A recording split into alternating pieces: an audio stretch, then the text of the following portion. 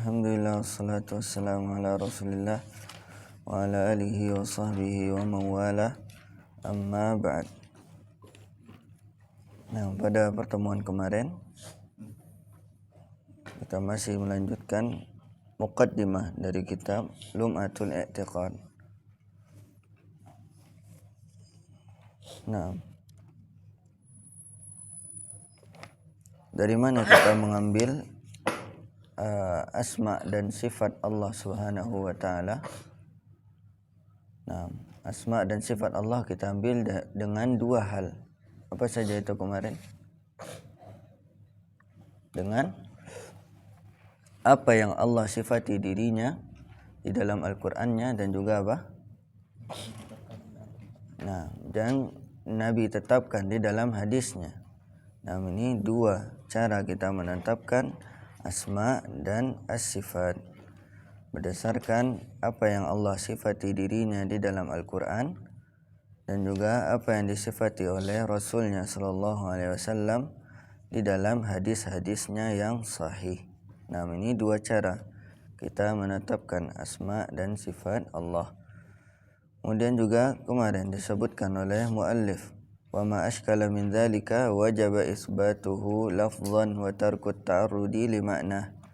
Dan yang semisal itu dari bab asma dan sifat, wajib bagi kita menetapkannya secara lafadznya dan meninggalkan maknanya.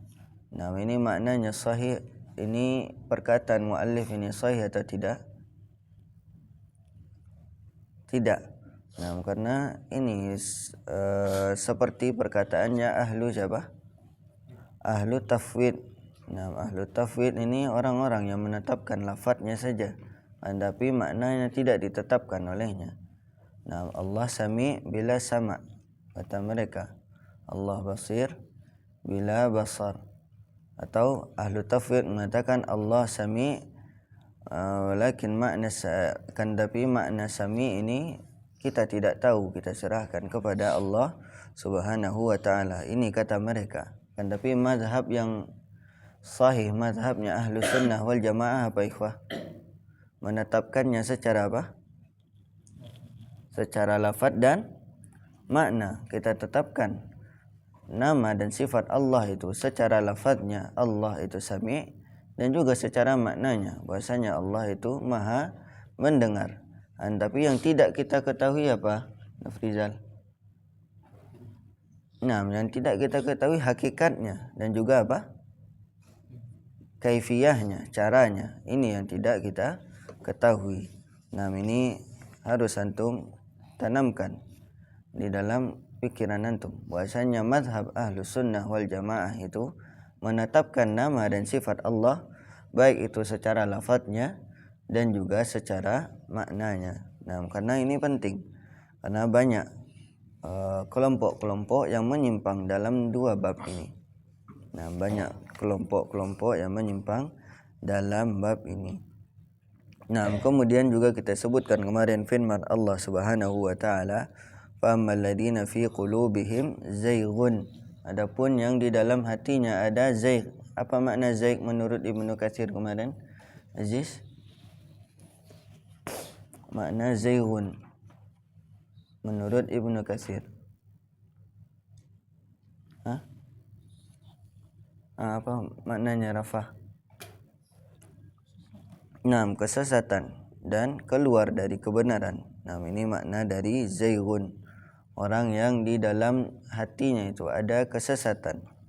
Mereka suka mencari syubhat. Mencari syubhat untuk mencari fitnah atau ta'wil. Nah, dan perkataan Allah Subhanahu wa taala, "Wa ma ya'lamu ta'wilahu illallah warasikhuna fil ilm." Nah, ini ada dua cara membacanya. Siapa ini yang bisa menjelaskan? Dua cara membaca ayat ini. Wa ma ya'lamu ta'wilahu illallah. Menip. Yang pertama,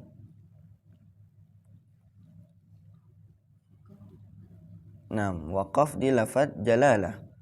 Kalau kita waqaf di lafzul jalalah, maknanya apa? Makna ta'wil di sini apa? hakikat dan kaifiyah. Nah, tidak ada yang mengetahui hakikat dan kaifiyah asma dan sifat Allah itu hanya Allah saja. Nah, ini maknanya kalau kita berhenti di lafzul jalalah. Ini pendapatnya siapa? Jumhur ulama. Ini pendapatnya jumhur al-ulama. Nah, kemudian yang kedua apa? Ghifari. Wa ma ya'lamu ta'wilahu illallah warasikhuna fil ilm. Nah, disambungkan. Nah, disambung wa ma ya'lamu ta'wilahu illallah warasikhuna fil ilm. Nah, kalau disambung makna takwil di sini apa? Nah, makna takwil di sini tafsir. Nah, dia ada dua maknanya. Maknanya hakikah dan kaifiyah apabila kita berhenti di lafzul jalalah, dan maknanya kaifiyah dan hakikat ini apabila kita menyambungnya. Nah, dan yang lebih sahih yang mana ikhwah? Menyambungnya atau berhenti? Nah, berhenti di lafzul jalalah. Ini pendapatnya jumhur al-ulama. Nah, kemudian kita lanjutkan. Berkata muallif, faja'ala ibtigha' at-ta'wil alamatun 'ala az-zaygh. Dan Allah menjadikan orang yang mencari-cari takwil itu sebagai alamat dari kesesatan. Nah, fa ammal ladzina fi qulubihim zayghun fayattabi'una ma tashabaha minhu ibtigha'al fitnah wa ibtigha'a ta'wilih. Kemudian kata muallif, wa qaranahu bi ibtigha'il fitnati fi dhammi. Dan Allah menggandengkan orang yang mencari-cari takwil, mencari-cari makna-makna yang lain di dalam Al-Quran, dan juga dengan orang-orang yang mencari-cari fitnah ini dalam celaan. Nah, Allah gandengkan celaan antara orang yang mencari-cari takwil dan juga mencari-cari fitnah. Tsumma hajabahum amma ammaluhu wa qata'a am'ahum amma qasaduh. Dan maka kemudian Allah menghalangi mereka dari apa yang mereka inginkan. Biqauli subhanahu wa ta'ala, wa ma ya'lamu ta'wilahu illallah. Dan tidak ada yang mengetahui hakikat dan kaifiyatnya itu, caranya itu hanya Allah saja. Nah, kemudian dilanjutkan oleh muallif di sini. Kemudian setelah itu muallif berbicara tentang perkataan-perkataan ulama tentang bab asma wa sifat. Nah, ini perlu kita ketahui bahwasanya ini masih muqaddimah dari kitab. Kita belum sampai kepada inti kitabnya. Nah, berkata muallif, qala al-imamu Abu Abdullah Ahmad ibnu Muhammad ibnu Hanbal radhiyallahu anhu. Nah, berkata Al-Imam Abu Abdullah Ahmad ibnu Muhammad ibnu Hanbal. Nah, ini dikenal dengan Imam siapa ikhwah? Nah, Imam Ahmad ibnu Hanbal. Nah, kenapa di sini disebutkan radhiyallahu anhu? Nah, sebenarnya kalimat seperti ini, radhiyallahu anhu, rahimahullah. Nah, sebenarnya ini doa-doa yang umum saja. Nah, dia doa yang umum. Radhiyallahu anhu ini biasanya disebutkan untuk siapa? Untuk para sahabat. Dan dia boleh disebutkan untuk orang selain sahabat. Tapi dengan syarat apa? Orang ini dia mempunyai keutamaan. Orang ini dia mempunyai keutamaan. Nah, ini boleh saja seorang didoai dengan radhiyallahu anhu. Nah, siapa Imam Ahmad ini, ikhwah?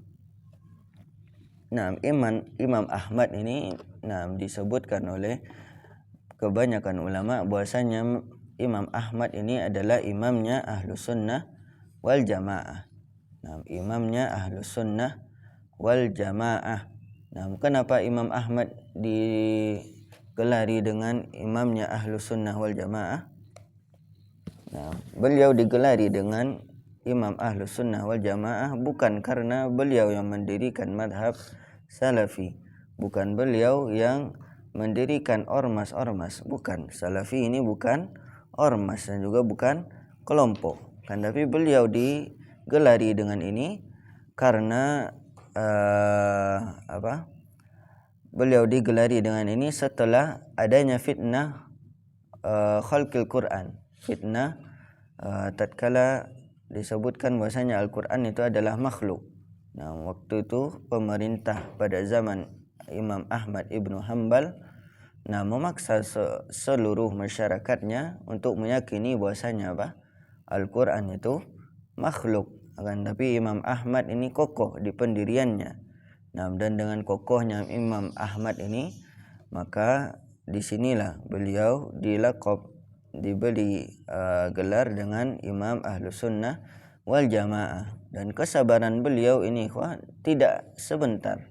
Tidak sebentar. Beliau sabar di atas adab-adab pemerintah ini di 3 periode pemerintahan.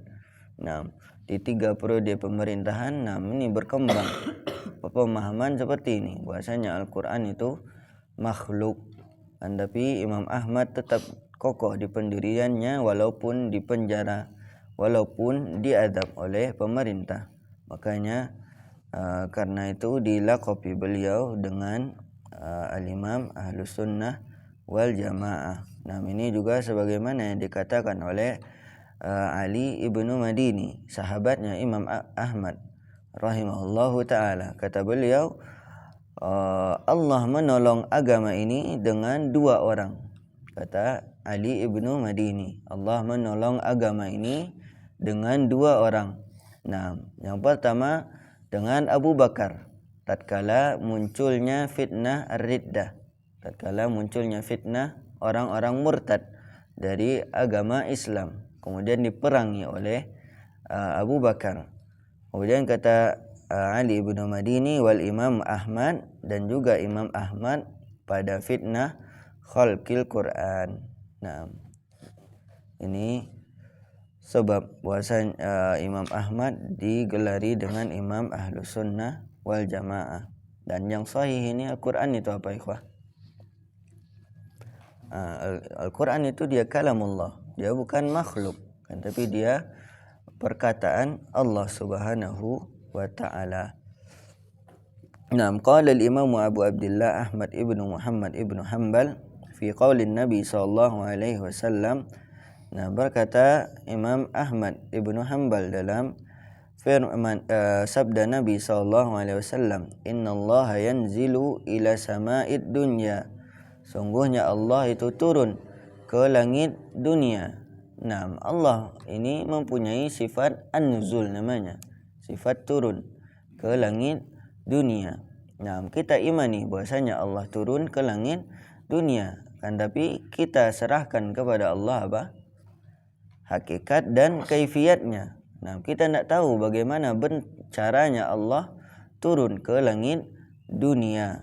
Al-muhim, yang penting itu kita yakini bahwasanya Allah itu turun ke langit dunia sebagaimana yang disebutkan oleh Nabi sallallahu alaihi wasallam.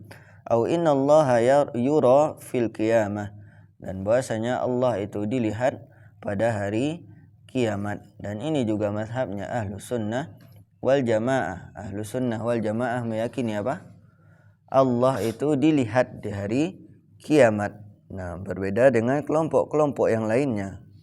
Mereka mengatakan bahwasanya Allah itu tidak dilihat di hari kiamat. Dan melihat Allah Subhanahu wa ta'ala di hari kiamat ini merupakan nikmat yang paling agung. Nikmat yang paling agung setelah nikmat yang paling agung tatkala di akhirat kelak. Kemudian kata muallif, wa ma asbaha hadhil ahadits nu'minu biha wa nusaddiqu biha bila kaifa wala makna.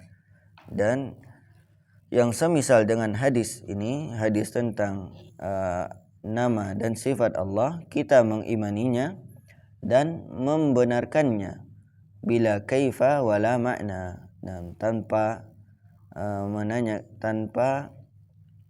menanyakan kaifiyatnya dan tanpa menanyakan maknanya. Pada lafaz ini ini lafaz yang kedua, kesalahan kedua dari Ibnu Qudamah. Kesalahan kedua dari siapa? Ibnu Qudamah. Nah, bagaimana Ibnu Qudamah melakukan kesalahan sedangkan dia hanya menukilkan perkataannya Imam Ahmad? Nah, dikatakan oleh ulama bahwasanya Ibnu Qudamah terjatuh pada kesalahan di sini. Kenapa? Karena beliau tidak menjelaskan maksud dari perkataannya siapa? Imam Ahmad. Nah, kalau kita lihat saja seperti konteksnya di sini bila kaifa wala makna, tanpa menanyakan kaifiatnya dan tanpa menanyakan maknanya. Nah, ini kan sejalan dengan madhabnya ahlu tafwid sebagaimana yang telah berlalu bagi kita. Karena madhabnya ahlu sunnah menetapkan secara secara lafaz dan juga secara makna. Kan tapi di sini disebutkan wala makna. Kan tapi Imam Ahmad mengatakan ini tentunya ada maksudnya. Nah, yang menjadi masalah Ibnu Qudamah tidak menjelaskan maksud dari Imam Ahmad di sini. Nah, Imam Ahmad mengatakan bila kaifa di sini adalah untuk membantah perkataannya orang yang suka mentasbih dan juga suka namanya ahlu tashbih dan ahlu at-tajsim al-mujassimah. Nah, orang yang menyerupai Allah dengan makhluknya dan juga orang yang kelompok yang menjadikan Allah itu seperti al-jisim. Maksudnya tangan Allah itu seperti tangannya manusia. Tangan Allah itu seperti tangan manusia. Nah, ini bantahan untuk mereka. Dan kalimat wala makna, nah di sini bantahan untuk ahlu at-ta'til. Untuk ahlu at-ta'til, orang-orang yang menolak nama dan sifat Allah Subhanahu wa taala. Nah, mereka menetapkan nama Allah kan tapi tidak menetapkan maknanya. Allah sama, Allah sami' bila sama, kata mereka. Allah basir bila basar. Nah, kemudian dikatakan oleh muallif wala naruddu syai'an minha, dan kita tidak boleh menolak salah satu pun dari asma dan sifat yang telah ditetapkan oleh Allah Subhanahu wa taala. Wa na'lamu anna ma jaa bihi ar-rasulu haqqun, dan kita mengetahui bahwasanya apa yang datang dari Rasul sallallahu alaihi wasallam itu adalah hak, adalah kebenaran. Wala naruddu ala Rasulillah sallallahu alaihi wasallam, dan juga kita tidak menolak apa-apa yang datang dari Rasulullah sallallahu alaihi wasallam. Wala nasifullaha bi aktsara mimma wasafa bihi nafsah, dan kita tidak mensifati Allah itu lebih dari apa yang disifati oleh Allah Subhanahu wa taala terhadap dirinya sendiri. Nah, karena apa? Karena asma dan sifat itu tadi kita tetapkan sesuai sesuai apa yang disifati oleh Allah Subhanahu wa taala dan yang ditetapkan oleh Nabi sallallahu alaihi wasallam. Karena bab asma dan sifat ini namanya amrun tauqifi. Namanya amrun ikhwah? Tauqifi. Amrun tauqifi itu yang hanya ditetapkan berdasarkan dalil saja. Hanya ditetapkan berdasarkan dalil saja. Nah, ini namanya amrun tauqifi. Nanti akan sering berlalu dari kita istilah ini. Tauqifi. Nah, hal-hal yang hanya ditetapkan berdasarkan dalil-dalil saja. Nah, kemudian dikatakan oleh muallif bila haddin. Nah, maksudnya bila haddin ini tanpa manusia itu bisa meliputi hakikat dan kaifiat asma dan sifat Allah. Wa bila ghayah wala ghayah, dan juga tidak ada akhir dari nama dan sifat Allah. Maksudnya apa ikhwah? Maksudnya nama dan sifat Allah itu dia ghairu mahsurah. Nah, dia tidak terbatas.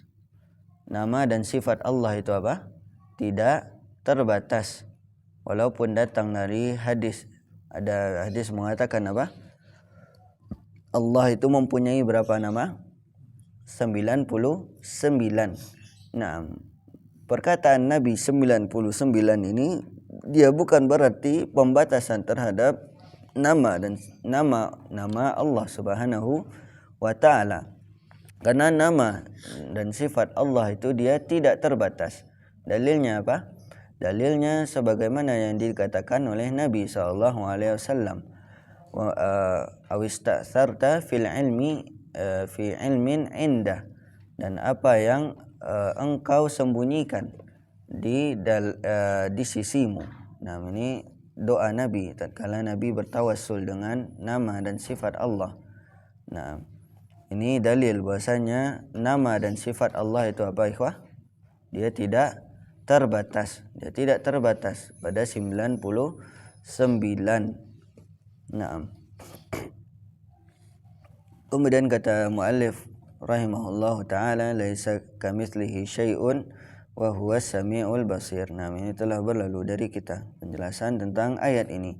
Wa naqulu kama qala, dan kita katakan sebagaimana yang dikatakan oleh Nabi sallallahu alaihi wasallam, wa nasifuhu bima wasafa bihi nafsah, dan kita mensifati Allah itu dengan apa yang Allah sifati dirinya. Wala nata'adda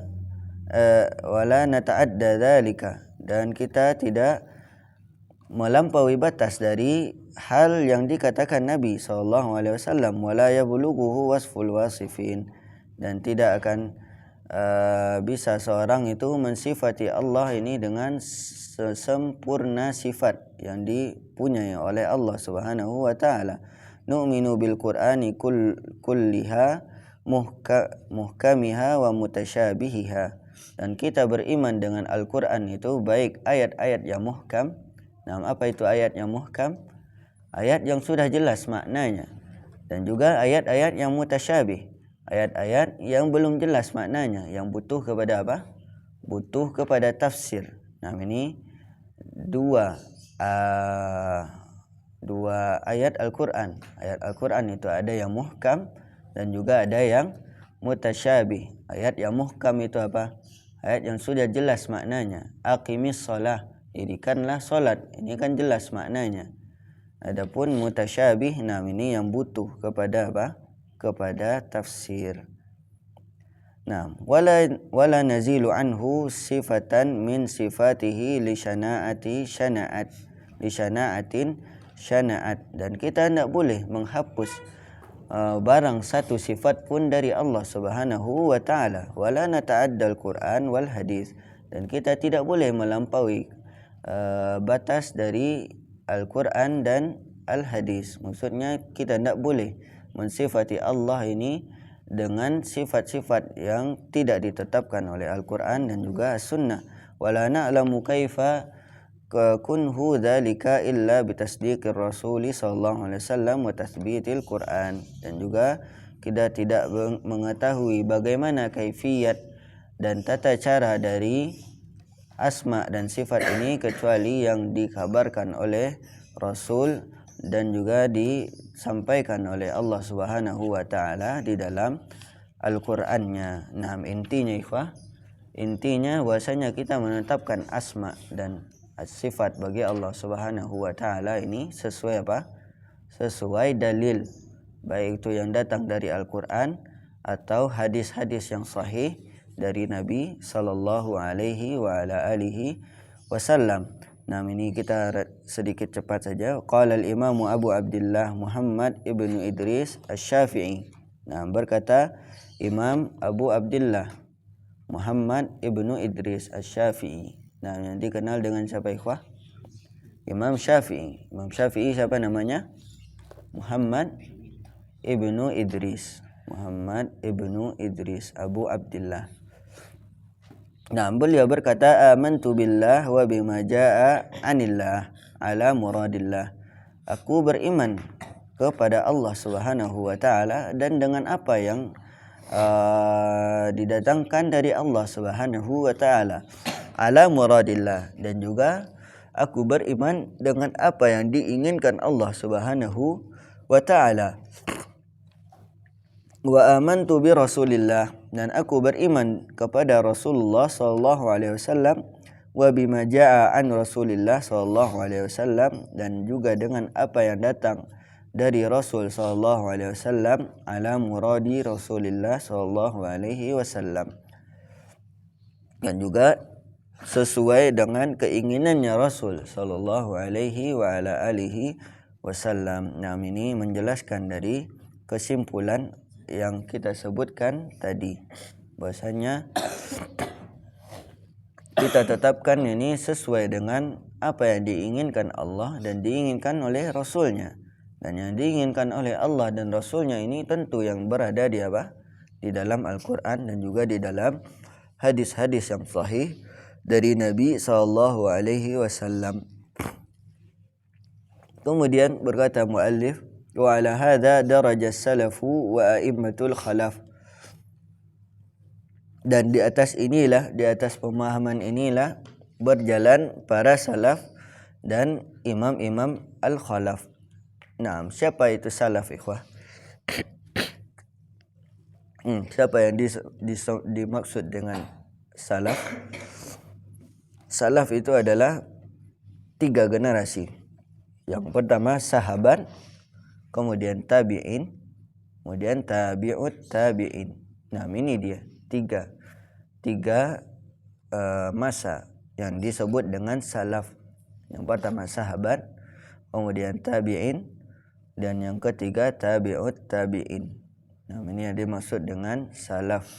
Wa a'immatul khalaf, dan imam-imam khalaf. Siapa imam-imam khalaf? Nah, imam-imam khalaf ini adalah yang datang setelah mereka, setelah yang 3 masa ini. Nah, berarti tabi'in. Nah, yang setelah tabi'ut tabi'in ini sudah dinamakan dengan apa? Al-a'immatul khalaf. Imam-imam al-khalaf. Nah, kata muallif, kulluhum muttafiquna 'alal iqrari wal imrari wal isbat.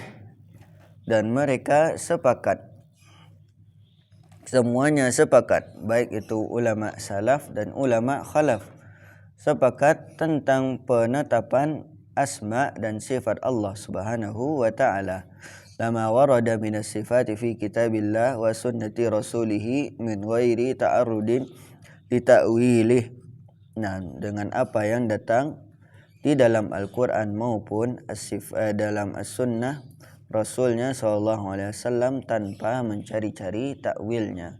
Nah, tanpa kita tahrif, tanpa ditamsil, tanpa ditakwil dan juga dita'til. Nah, istilah yang 4 ini nanti akan berlalu dari kita. Apa maksud dari 4 istilah ini?